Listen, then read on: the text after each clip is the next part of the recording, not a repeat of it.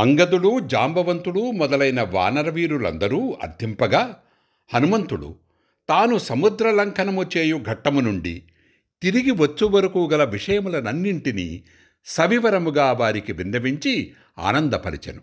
ఇది ఒక విధముగా సుందరకాండములోని ఘట్టములన్నింటికీ సంక్షిప్త రూపము, ఒక పునశ్చరణ వంటిది.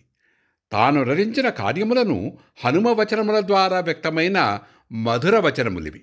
అందుకే ఈ 78వ సర్గమును 1 నిమిషము వ్యవధిలో గాక ఘట్టముల వారీగా మీ ముందుంచడమైనది.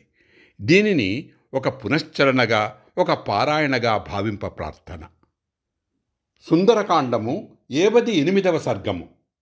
హనుమాది వానర ప్రముఖులు అందరూ మహేంద్రగిరి శిఖరముపై మిక్కిలి సంతుష్టులై కూర్చునియుండగా జాంబవంతుడు హనుమంతునితో ఇట్లనెను: ఓ మహాకపీశ్వర, సీతాదేవిని ఎట్లు కనుగొంటివి?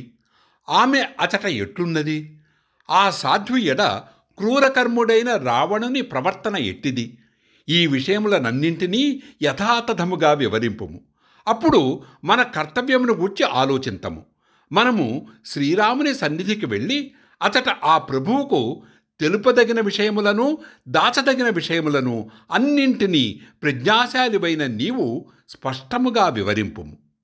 జాంబవంతుడు ఇట్లు అర్థింపగా అప్పుడు హనుమంతుడు గగుర్పాటును పొందినవాడై సీతాదేవికి మనస్సునందే ప్రణమిల్లి జాంబవంతునకు ఇట్లు ప్రత్యుత్తరమిచ్చెను: నేను సముద్రము యొక్క దక్షిణ తీరమును చేరగోరి సన్నద్ధుడనై మహేంద్రగిరి పైనుండి ఆకాశమునకు ఎగురుటను మీరు స్వయముగా చూచియుండిరి గదా.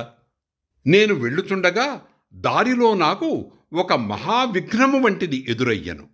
మిక్కిలి మనోహరమైన ఒక దివ్యమైన బంగారు శిఖరము గల గిరి నాకు అడ్డముగా నిలచినది. దానిని విఘ్నముగా తలచి దానిని బ్రద్దల కొట్టవలనని నా వాలముతో కొట్టితిని. అది క్రింద పడిపోయినది.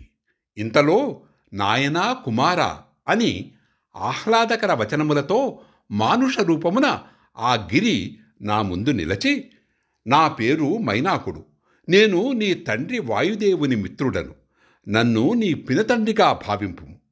పూర్వము మహాపర్వతములకు రెక్కలుండెడివి. అవి యథేచ్ఛగా భూమిపై సంచరించుచూ అందరినీ బాధించెడివి. అప్పుడు దేవేంద్రుడు తన వజ్రాయుధముచే వాటి రెక్కలను ముక్కలు గావించెను.